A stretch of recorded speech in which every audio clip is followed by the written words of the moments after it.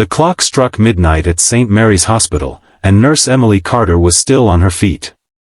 Her eyes were heavy, her shoulders ached, but she kept moving, checking vitals, comforting patients, handing out medications with the softest smile. She was only 24 but carried the weight of 100 lives in her tired hands. Emily wasn't just a nurse, she was the kind of nurse every patient wished for, gentle, patient, and endlessly kind.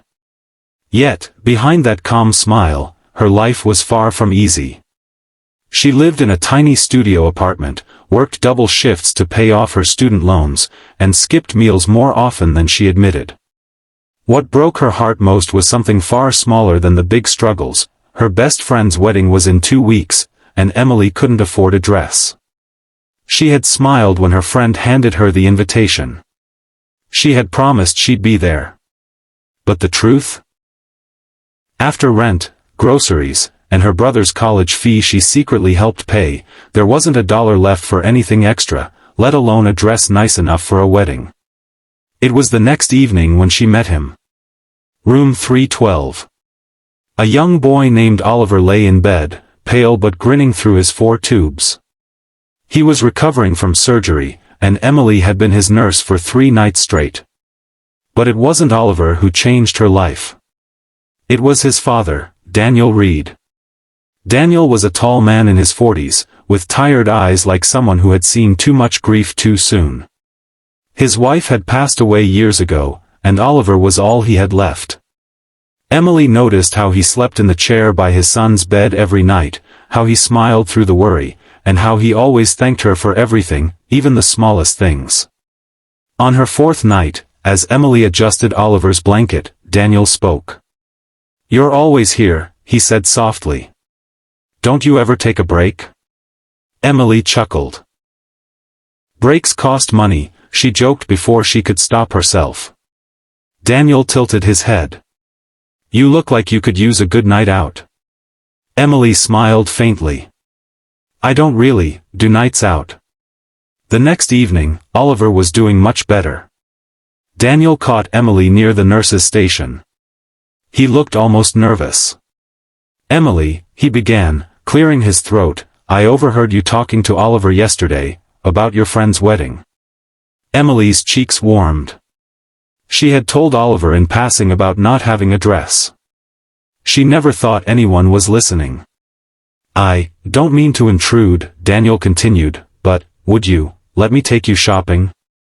My treat." Emily froze. "Oh, no. I couldn't." But Daniel smiled, almost shyly. "Actually, I was going to ask something else." He took a breath. "Would you be my first date since my wife passed away? At that wedding?" Emily blinked. A patient's father asking her? She wanted to refuse. Nurses didn't date patients' families. But something about the sincerity in his eyes stopped her. He wasn't pitying her. He wasn't being inappropriate. He was just a lonely father who saw kindness in her and wanted to return it. And so, 2 days later, they went shopping. Daniel insisted on buying her a simple, elegant blue dress. Emily cried in the dressing room, not because of the price tag but because someone, for once, was taking care of her. At the wedding, Emily looked nothing like the tired nurse who worked double shifts. She laughed. She danced. She saw Oliver in the corner, grinning at his dad's awkward dance moves, and for the first time in years, she felt like life had given her something back. Daniel didn't kiss her that night. He didn't rush anything. He just held her hand as they walked to her car and said, "You deserve so much more than the life you've been given." And Emily, who had spent years giving without expecting, finally believed it. Weeks later, Oliver was discharged. Daniel kept in touch. Slowly, carefully, Emily found herself falling for the man who had simply wanted to return her kindness. She had gone from a nurse with no time, no money, and no expectations, to someone who realized that love, kindness, and second chances often came when you least expected them. Sometimes, life gives you more than you ask for. Sometimes, it gives you exactly what you need. That if you want, I can make this even more gripping by adding a moment of deep emotional tension before the happy ending so it hits harder for your audience. Would you like me to do that?